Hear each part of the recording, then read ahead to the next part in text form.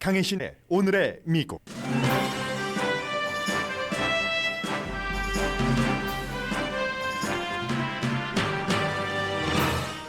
세계가 다시 새로운 변이 바이러스 소용돌이로 빠져들었습니다. 새로운 변이 바이러스는 감염 속도가 빠르고 특히 젊은이 감염률이 높은 것으로 알려졌습니다. 사우스아프리카에서 시작된 이번 변이 바이러스로 인해 유럽과 일본 등은 다시 여행객 입국 금지를 시행하고 미국도 곧 결정을 내릴 예정입니다.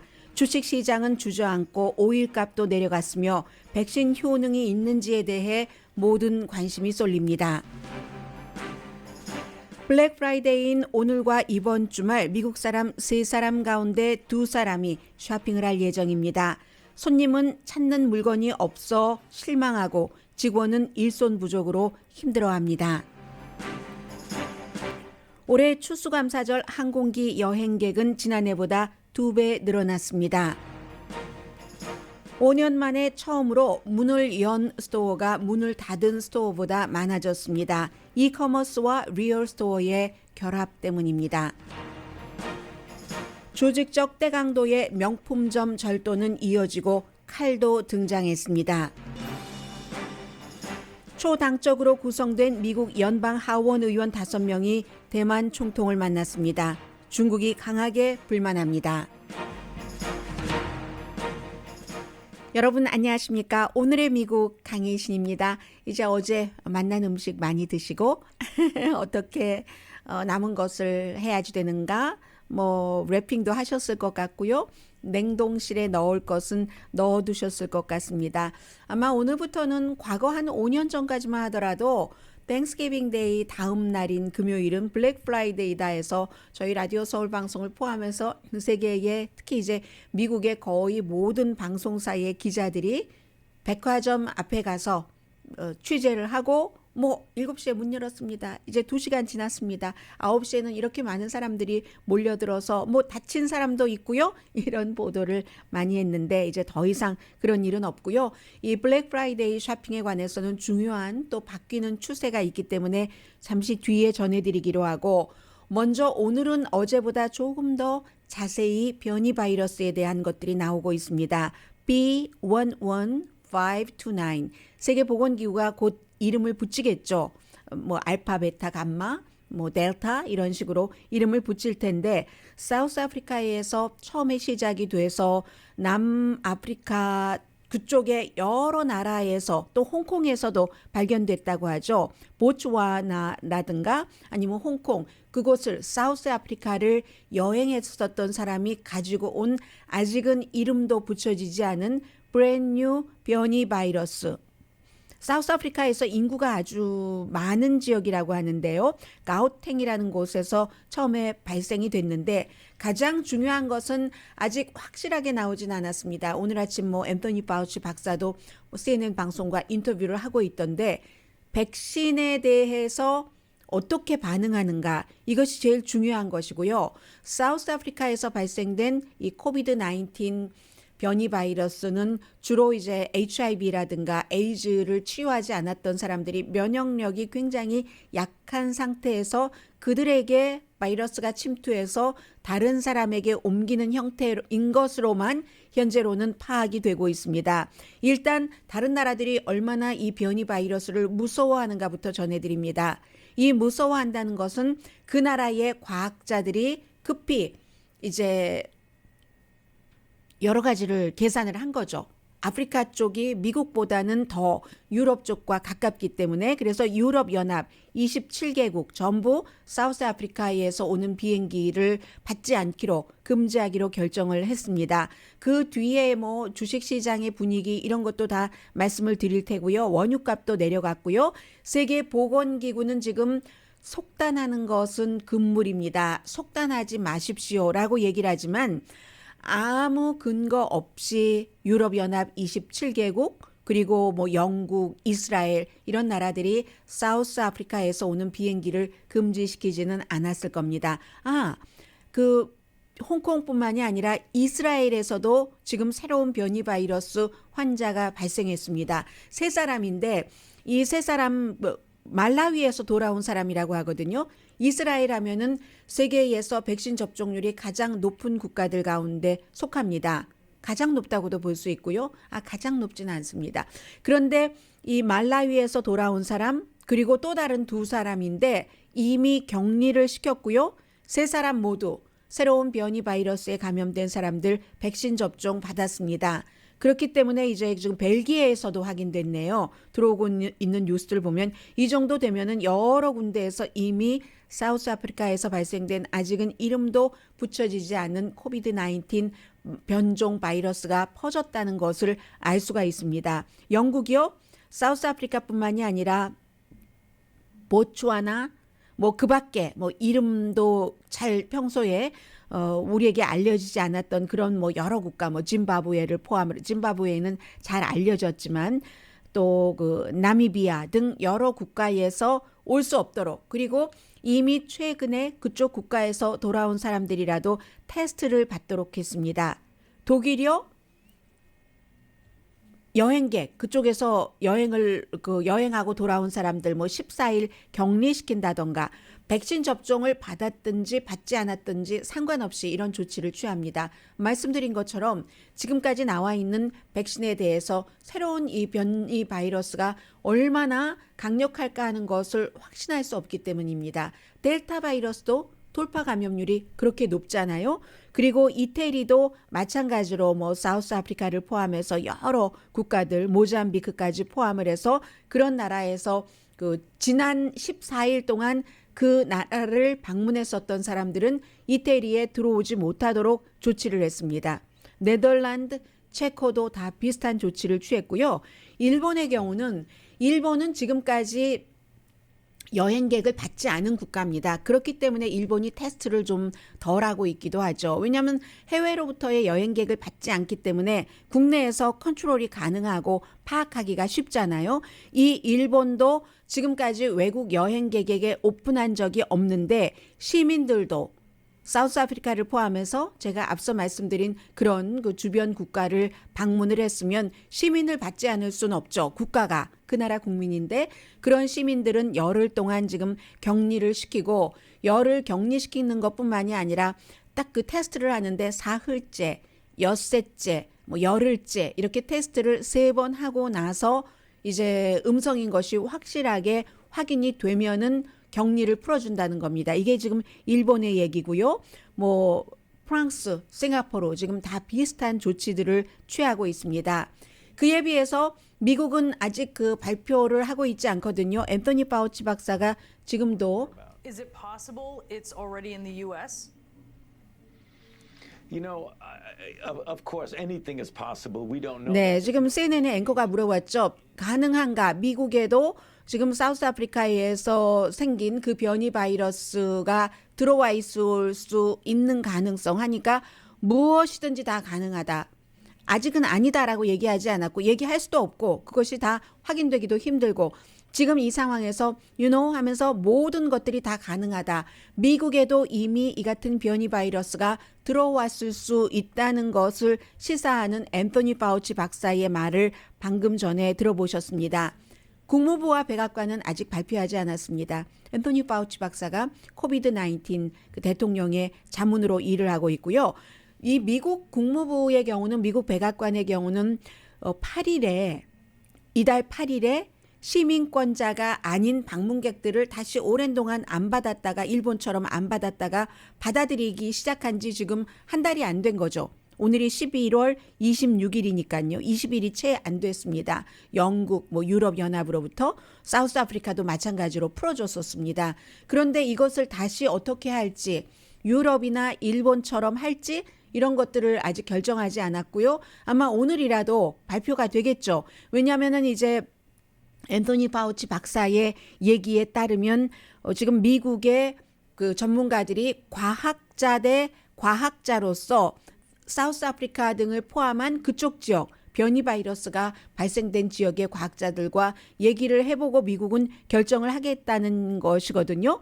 만약에 과학자들이 여러 가지 그 인터뷰를 해보고 우리가 지금 그 맞았던 백신을 피해갈 수 있을 것 같아. 이 바이러스가 이름도 없는 새로운 변이 바이러스가 이런 가능성이 있다고 판단이 되면은 그러면은 이제 다시 여행 금지를 내릴 수 있겠죠. 모든 준비는 돼 있고 다만 아직까지 그 사우스 아프리카의 그 파트너들과 미국 과학자들의 인터뷰가 끝나지 않은 것 같습니다. 그래서 언제든지 할 수 있다. 정확하게 무슨 일이 일어나고 있는지는 미국의 과학자가 사우스 아프리카 과학자들과 대화를 해봐야지 된다. 그런데 앤토니 파우치 박사는 방금 전에 뭐라고 얘기를 했냐면 레드 플래그라고 얘기를 했습니다. 레드 플래그라는 게 빨간색 기잖아요. 적신호, 위험 신호인 것만은 분명한데 정확한 것은 아직 모르면서 그 사이에 지금 준비를 모든 여행 금지를 다시 할 것 같으면 그런 준비는 다 돼 있다는 것이고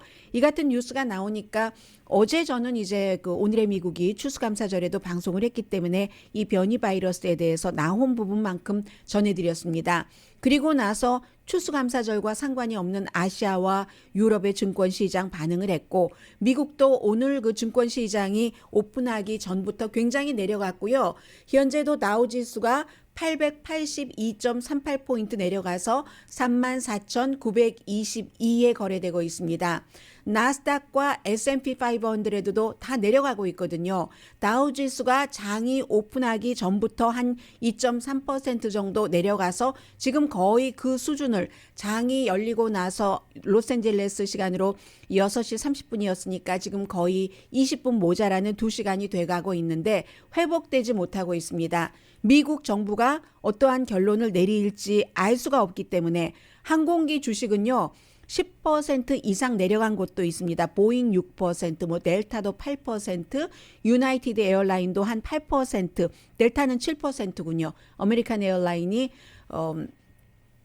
8% 내려갔고 이렇게 그 항공기의 주식이 내려간다고 하는 것은 왜 그렇겠습니까? 여행 금지를 시키면 당연한 거죠. 힐튼 호텔도 주식값이 5% 내려갔었거든요. 마켓 오픈 전에. 그리고 다른 그 주식들이 마켓 오픈 전과 지금 마켓이 오픈하고 몇 시간이 지나서 회복하고 있지 않은 것을 보면은 다른 관련 여행업계 관련 주식도 마찬가지로 지금 회복되지 않고 있다는 것을 보여주고 있습니다. 오일 값이요? 당연히 내려가죠. 여행 금지가 시작되면은 항공업계에서도 에너지 수요가 줄어든다는 것이고 그래서 미국 원유값이 6.7% 내려갔습니다. 참 이 모든 것들이 굿뉴스와 배드뉴스가 교차되고 있죠. 원유값이 미국이 6.7% 하루 사이에 내려가서 배럴당 73달러 22센트. 국제 브렌트 그 벤치마크도 마찬가지예요. 5.6%가 내려가서 배럴당 77달러 64센트가 되고 있거든요. 그러면 이게 뿐만이 아니라 스포츠 업계에도 영향을 미치고 있습니다. 여행 업계뿐만이 아니라 스포츠 업계도 영국과 아이리시 골퍼들이 지금 그 요하네스버그에서 열린 그 요버그 오픈 2라운드를 골프를 중지했거든요. 왜냐하면 사우스 아프리카의 요하네스버그이기 때문에 지금 이렇게 모든 것들이 다 그 어수선한 상태에서 세계보건기구는 속단하지 말아라 하지만 속단은 하지 않더라도 준비는 해야지 되잖아요. 사람들이 불안하니까 백신이 뭐 일하고 있는가 하는 것. 그리고 아직도 지금 부스터샷을 맞지 않으신 분들은 그나마 지금 가장 크게 의지할 수 있는 부분이 백신이기 때문에 부스터샷 접종도 여러분들께서 맞아 주시는 것이 괜찮을 것 같고요. 지금 미국과 사우스 아프리카의 과학자들뿐만이 아니라 세계보건기구에서도 오늘 그 긴급 회의를 소집을 해서 지금 회의를 하고 있는 중이거든요. 그러니까 블랙 프라이데이 미국 내에서의 여러 가지 가족들과의 만남 이런 것들도 중요하지만 지금 저쪽 유럽과 아프리카 이쪽에서는 이미 또 다른 변이 바이러스 때문에 몇 번째 웨이브입니까? 지금 그 같은 새로운 백신 또 그 코로나 바이러스 웨이브를 준비하면서 걱정하고 있는 게 세계의 분위기입니다.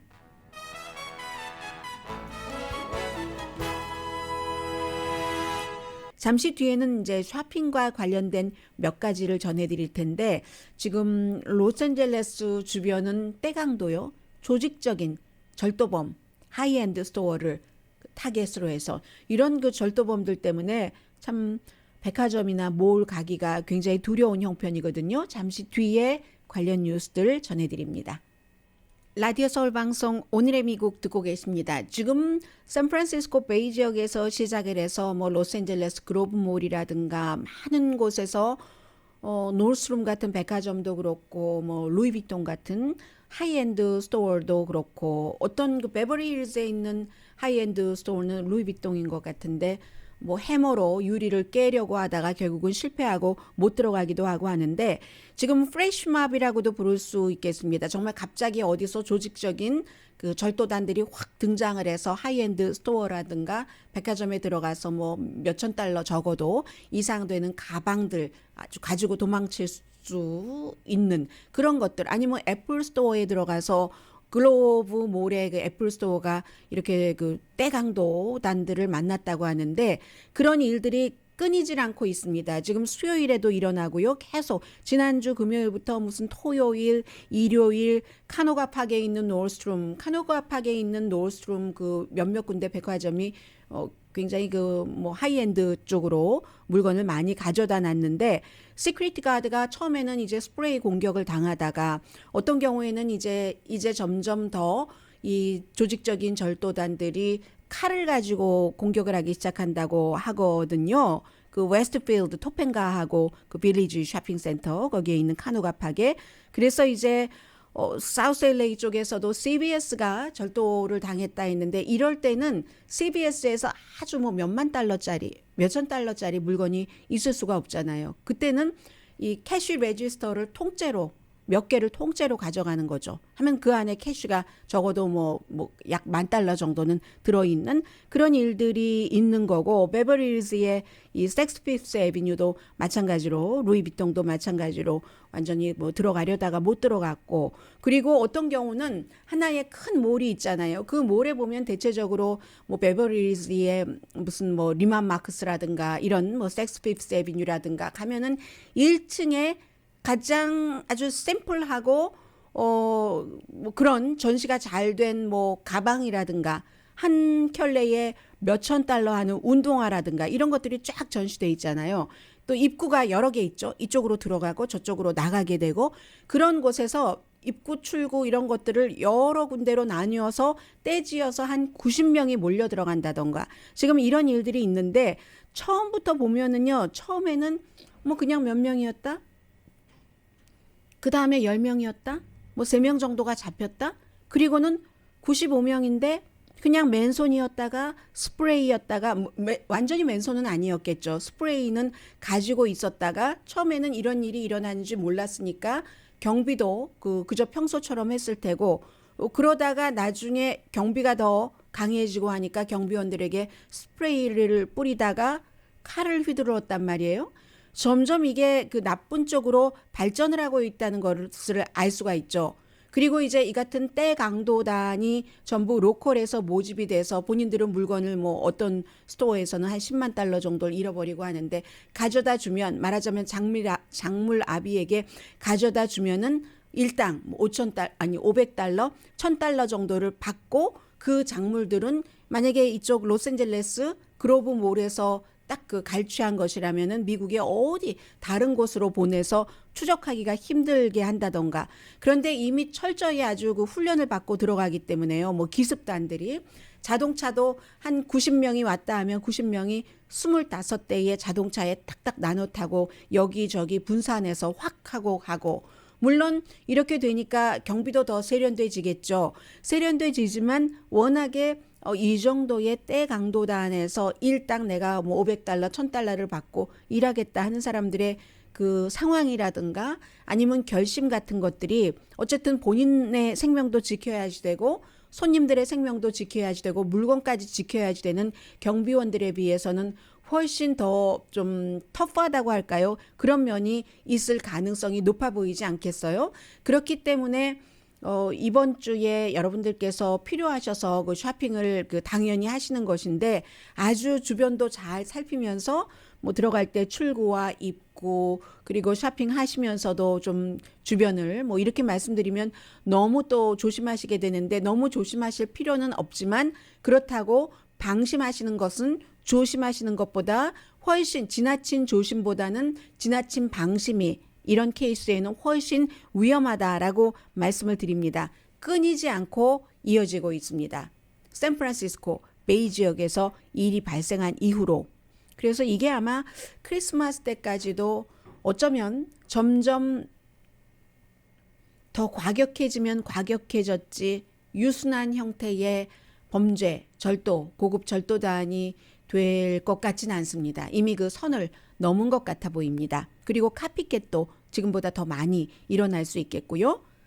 오늘 블랙 프라이데이인데 3명 가운데 2사람이 오늘, 내일, 모레까지 뭐 월요일까지 되겠죠. 월요일이 이제 사이버 먼데이니까 그때까지 쇼핑을 한다고 하는데 온라인 쇼핑이 한 100만, 1000만 원, 1억 800만 명 정도 한다고 하는데 손님들이 이런 때는 굉장히 내가 살 것을 물건도 없을 수 있다고 하니까 빨리 집으려고 하니까 규율도 지키지 않고 그런데 백화점이 됐건 어디가 됐건 전처럼 그렇게 직원들이 많지는 않잖아요. 노동력이 부족하다 하고 또 하나는 노조가 파업을 한 곳도 많습니다. 체인 스토어 같은 경우에. 그렇기 때문에 굉장히 힘들어서 쇼핑 자체는 지난해 11월이나 12월에 비해서 올해 11월, 12월이 한 10% 이상 늘어난다고 하는데 공급망이나 노동력 부족에도 불구하고 늘어난다고 하는 겁니다. 그래서 아마 손님들께서는 각오를 하셔야지 될 것 같아요. 줄도 길게 서셔야지 되고 계산하기 위해서요. 레지스터 오픈한 곳은 전보다 적을 수 있고 뭐든지 말하자면 불편할 수 있다. 이번 주말에 쇼핑하는 게 이렇게 되는 거고요. 월마트에 그래서 스스로 계산하는 그 셀프 계산대를 많이 늘려놨다고 하는데 직원들의 경우는 아마존에서 일하는 사람들, 특히 이제 창고 직원 이런 분들은 지옥이다라고 얘기를 합니다. 본인들 스케줄도 모른대요. 마지막까지 모르고 12시간 일하는 걸로 잡혀 있는데 그러다가 11시간으로 줄으면 너무 좋아하고 사람이나 환경에 다 지금 그 나쁜 상태, 쇼핑이 늘어나고 하니까 그런 일들이 있고 공항 같은 경우도요. 지금 일부 공항에서 일하는 사람들의 어떤 부분적인 그 파업이 있기 때문에 불편하실 수 있다는 겁니다. 거의 임금 인상, 베네핏 인상 이런 베네핏을 더 좋게 하는 것을 요구하는 건데 플로리다 템파 공항 힘들다고 하고요. 올랜도도 마찬가지고 또 이 텍사스 휴스턴, 콜로라도 덴버, 애리조나 피닉스 한국 분들이 많이 가시는 곳입니다. 그런 곳들에 다 지금 부분적으로 파업이 있다고 하니까 이번에는 이동할 때도 그렇지 않아도 불편한데 훨씬 불편하실 것 같고 그리고 이제 그 필수 업종에서 종사하시는 저임금을 받고 계시는 분들이나 여행업계 분들이 이래저래 그 팬데믹으로도 힘들었고 이번에도 무척 힘든데요. 보면은 보통 다른 해 추수감사절 다음 금요일에는 새벽 5시부터 새벽 2시, 1시부터 줄 서서 그 가게에 예를 들면 그 프로모션을 하잖아요. 우리가 올해는 이 큰 TV 한 대는 1달러에 팔겠다. 이런 형태로 그런 것으로 줄 서는 사람이 굉장히 많았는데 올해는 그나마 그 몇 년 전까지는 아니라 할지라도 많은 것들 다 마찬가지예요. 옷부터 가전제품, 장난감 사려고 밖에서 줄 서신 분들 올해도 계시는데 시카고의 경우는 20도라고 하니까 그러면 영하 한 7도 정도 되나요? 그런데도 제가 어디서 봤죠? 어떤 신문과 인터뷰한 것을 봤는데 어떤 분이 얘기를 하시는 거예요. 65인치 텔레비전을 $350 싸게 사기 위해서 그 영하의 날씨에 옷을 여러 겹 겹쳐 입고 했는데 와보니까 몇 년 전만큼 붐비지 않은 것 보니까 제가 아마 들어갈 수는 있는 것 같아요. 그 들어가는 커트라인이 있잖아요. 사람들이 너무 많이 기다리면 그렇게 얘기하고 월마트 직원들이 오늘 애플의 그 에어팟 쿠폰도 나눠주고 애플 워치 또 게이트웨이 랩탑 관련 쿠폰을 많이 나눠줬다고 하는데 직원들은 새벽 2시에 출근하셨대요. 선반 쫙 제대로 점검하고 채워놓으시느라고 온라인 쇼핑은 아마 이번에 스토어 쇼핑이 많기 때문에 지난해보다는 조금 줄어들 것으로 예상들도 하고 있는데 지금 스토어 쇼핑의 경우에요. 다 여러분들 마스크는 꼭 가지고 가셔야지 되고요. 월마트나 베스트바이나 타겟은 백신을 맞으신 분에 한해서는 꼭 그 실내 안에서 마스크를 쓰셔야지 됩니다 하는 의무는 주지 않는다고 합니다. 그러나 이것도 뭐 지역에 따라서 차이가 있을 수 있고, 왜냐하면 로컬 법에 또 따라야 되는 경우가 있으니까, 또 다른 업소에서는 실내에서 마스크 쓰는 것을 꼭 요구할 수도 있고요. 그리고 월마트 같은 경우가 요즘에 일반 스토어하고 그 온라인하고 같이 많이 하고 있잖아요. 아이템을 온라인에서 리저브하고 찾아가거나 아니면 배달해달라 하는 손님들이 굉장히 많다고 하고요. 타겟의 경우도 뭐 운전자를 18,000명을 늘렸다고 하잖아요. 그리고 또 이제 그 파킹 스페이스에서 타겟도 물건 이제 그 앞에서 찾아가도록 하는데, 그런 스페이스도 더 많이 지난해보다 2배 더 확보를 해놓고요. 픽업은 지난해 11월보다 92%가 늘어났답니다. 온라인으로 일단 주문해놓고 빨리 가서 찾도록 픽업하는 이런 것. 장난감은 이미 모자란답니다. 전자제품도 많은 그 아이템이 지금 모자라고 있고요. 올해는 사실 이 After Thanksgiving Day, Black Friday 쇼핑에서 물건을 내가 얼만큼 싸게 샀느냐 보다도 과연 내가 찾는 물건이 있기는 있어? 이게 더 중요하다고 얘기를 하고 있거든요. 개인용품에서부터 홈앤가든 용품, 뭐 코스코 같은 데 가면은 이제 또 추운 겨울이 지나면 봄이 오니까 뭐 페리오 그 퍼니처 같은 것들도 그렇고, 베이비 유아용 상품도 그렇고, 자전거도 많이 모자란답니다. 자녀 키우시는 분들은 자전거는 어떤 일정 나이가 되면은 필수잖아요. 아마 여러분들께서 원하시는 자전거 브랜드, 원하시는 색깔 이런 것 다 맞추지는 못할 가능성도 굉장히 높습니다. 사람들은 지금 어떤 마음이냐면요, 노멀로 가는 것을 원합니다. 이제 좀 노멀로 갔으면 좋겠다. 쇼핑도 하고. 그런데 형태는 지금 환경은 받쳐주질 않는 거죠. 아직 이름도 붙여지지 않은 새로운 변이 바이러스가 사우스 아프리카부터 시작해서 주변국과 널리 뭐 홍콩까지 퍼졌으니까 미국에도 있을지도 모르고 하니까 잘 뭐 쇼핑하시는 데만 신경 쓰지 마시고요. 따뜻한 국물도 드시고 하면서 건강을 추스리세요. 오늘 아침에 제가 아침 뉴스 준비하면서 또 그거는 또 자세히 읽어봤다는 것 아니겠습니까? 이제 뉴욕타임스 그 쿠킹 섹션이 조금 저는 좋아요. 그런데 케일로 어떻게 국을 끓이는가, 케일 넣고 감자도 너무 크지 않게 뭐 작은 감자 반 정도 썰어서 넣고, 케일이 좀 뻣뻣하잖아요. 그냥 샐러드로 먹기에는 좀 부담스러우니까 그렇게 하고, 빨갛게 모두 풀고 뭐 소세지도 얇게 썰어 놓고, 그래야 뭐 약간의 이제 기름기, 보드라움 같은 것들이 있으니까요. 짭짤함 같은 것도 맞춰주고 해서 국 끓이는 것을 소개를 했던데, 뭐 여러분들도 뭐 막초이 된장국을 끓여 드신다던가 아주 단단하게 요즘 같은 때 건강을 챙기시면서 다니시기 바랍니다. 잠시 뒤에 경제 뉴스이기도 하고, 이렇게 가는구나, 이제 소매업이 하는 것을 보여주는 내용이 오늘 월스트리트 저널에 자세히 실렸거든요. 잠시 뒤에 뵙겠습니다.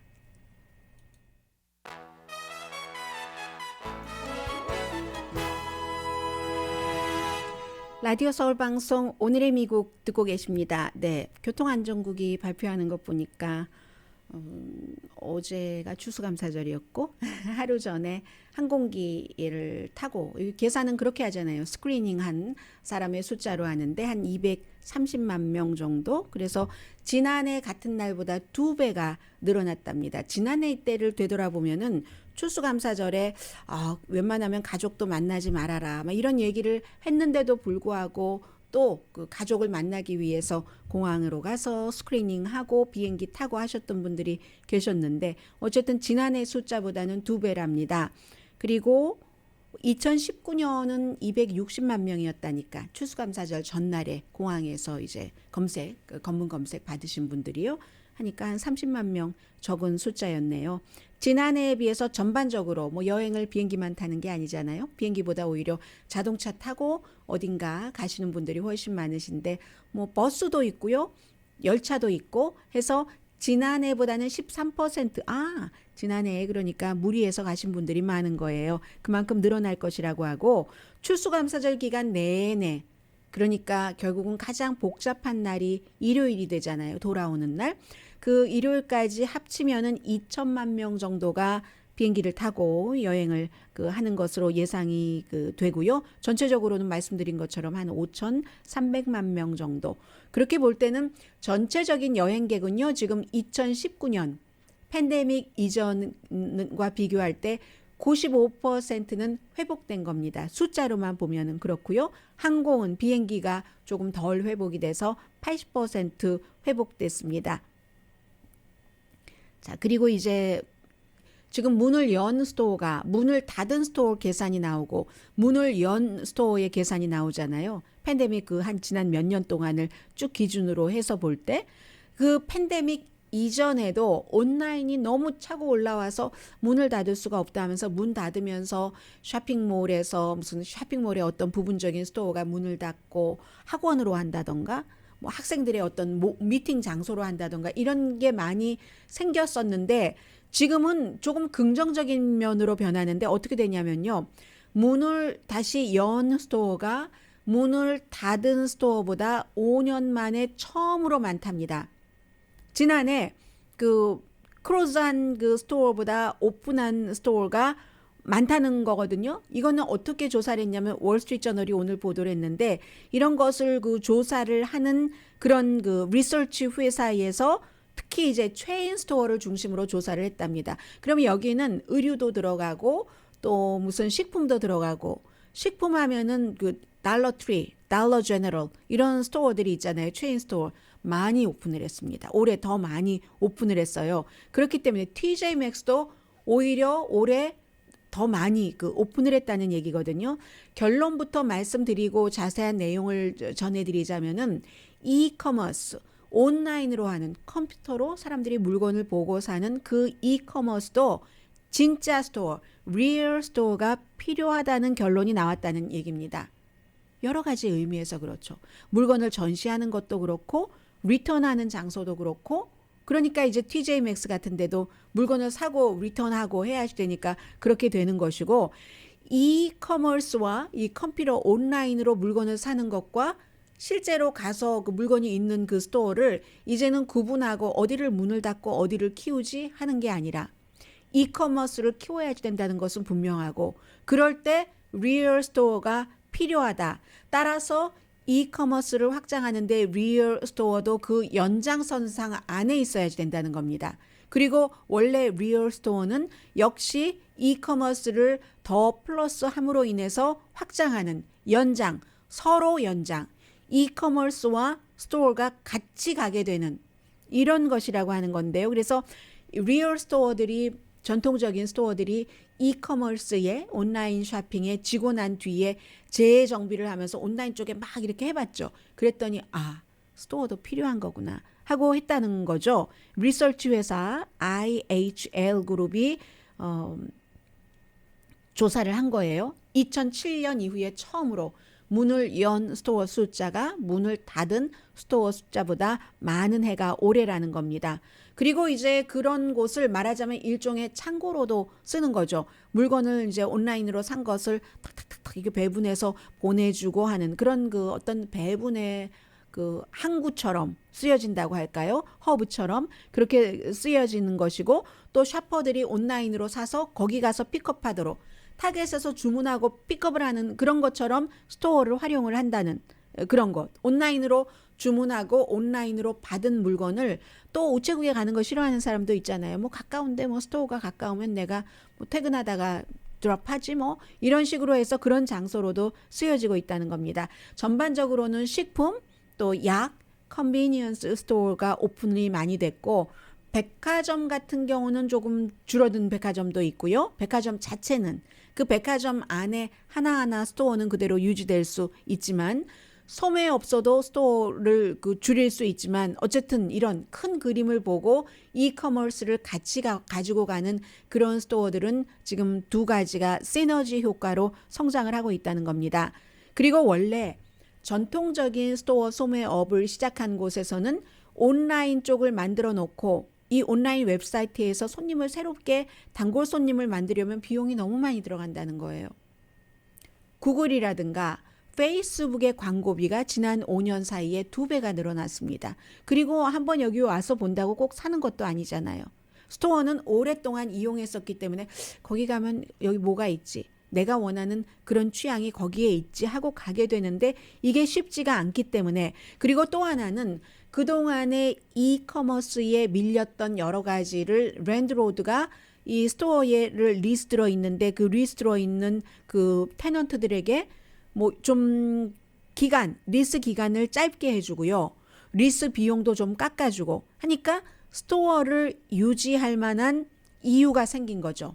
그런 것들 해서 좀 스토어를 줄이기는 하더라도 유지한다던가 또 스토어에서 경험을 줄 수 있는 게 있죠. 온라인은 경험을 못 주지만 예를 들어서 뭐 운동용품을 파는 스토어다 하면은 벽에 락 클라이밍을 하는 그런 벽을 세워 놓는다던가 뭐 그런 것들이요. 리바이스 같은 경우 뭐 이 리바이스는 미국의 문화이고 하기 때문에 뭐 브랜드 네임이라기 하기보단 말씀을 드리는데 리바이스는 차세대 스토어라고 해서 앞으로 3년에서 5년 사이에 차세대 스토어를 조금 늘려서 오픈을 할 계획인데 어떤 게 차세대 스토어냐면요. 티셔츠 하나를 팔더라도 뭔가를 커스터마이즈 하는 것. 맞춤형 티셔츠 본인이 원하면 뭐 여기에 뭐도 붙이고 뭐 여기에 뭐 패치 같은 것을 붙인다던가 아니면 뭐 자수 뭔가를 이렇게 수 놓는 것 있잖아요. 그런 것들도 워낙에 기본은 그대로 있고 해준다던가 하는 식으로 그리고 이제 인공지능을 통해서 뭔가 새로운 그 옷을 입었을 때의 경험 같은 것을 해줄 수 있게 이렇게 리바이스 같은 경우도 리바이스는 굉장히 스토어가 크잖아요. 하는 경우는 랜드로드가 역시 렌트비 협상에서 15% 정도 렌트비를 깎아주고 기간도 예전에는 뭐 10년에 옵션 10년 이랬다면 요즘은 한 4년에서 5년으로 줄여준다든가 이런 형태로 해서 결론은 이커머스와 일반 그 스토어를 따로 구분하는 게 아니다. 연장선상이다. 뭐 이런데 제가 이런 생각을 해봤어요. 리바이스가 뭐 예전에 10년, 20년 장기 계약에서 4년, 5년 해준다고 지금 좋아하는데 나중에 이게 또 잘 되면요. 또 더 길게 해줄 것을 원할지도 모릅니다. 그때 차라리 그냥 10년에 10년 해놓을 걸. 그런데요. 그것이 인생 어찌 다 알겠습니까? 이렇게도 해보고 저렇게도 해보고 자꾸 자연스럽게 바뀌어져 보는 게 뭐 소매업에 있어서의 인생도 되겠죠? 뭐 사람만 인생이라는 단어를 쓸 수 있는 건 아니니까요.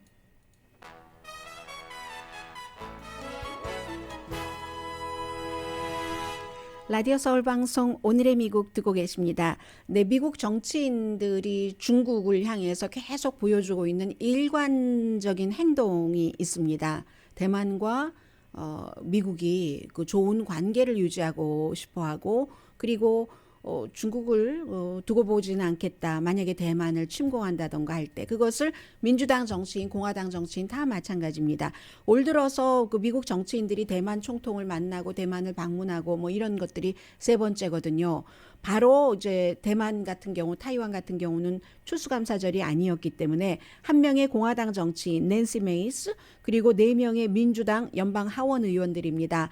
그 5명이 대만에 가서 대만 그 총통을 만났거든요. 차이 잉원 총통을 만나고 그리고 이제 대만에 말하자면 국가안보보좌관 이런 사람들도 만났습니다. 하루 만나자고 간 거예요. 메시지를 보여주는 거죠. 중국의 침공 이런 거 아니고 우리는 대만을 보호하고 한다는 것인데 그랬더니 당장 중국에서 또 얘기를 하죠. 미국은 민주주의다라고 얘기하면서 그 민주주의를 지킨다는 그 이름으로 지정학적인 목적, 미국의 이해에 맞는 뭔가를 잡기 위해서 나라를 분열시키고 그 차이나 팔러시를 분열시키고 자신들의 이익만 지키고 헤게모니만 쥐려고 한다. 이렇게 얘기하지만 미국 측에서는 중국이 민주주의 국가도 아니고 견제할 수밖에 없는 그런 형편이고요. 대만도 이렇게 보면은 대만이 뭐 중국이 이렇게 저렇게 하고 뭐 청나라 이렇게 하다 결국은 1945년 이전에 일본의 식민지로서 한국과 마찬가지 그 식민지 생활을 하다가 45년도에 일본이 멸망하고 나서 중국으로 다시 편입됐고 49년도에 이제 중국에서 내전이 일어나서 국민당이 이리하여서 대만이 된 거잖아요.